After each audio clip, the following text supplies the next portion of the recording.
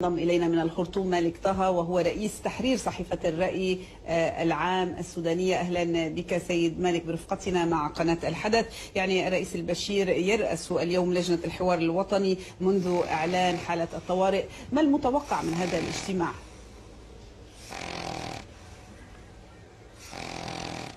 سيد مالك؟ سيد مالك هل تسمعني؟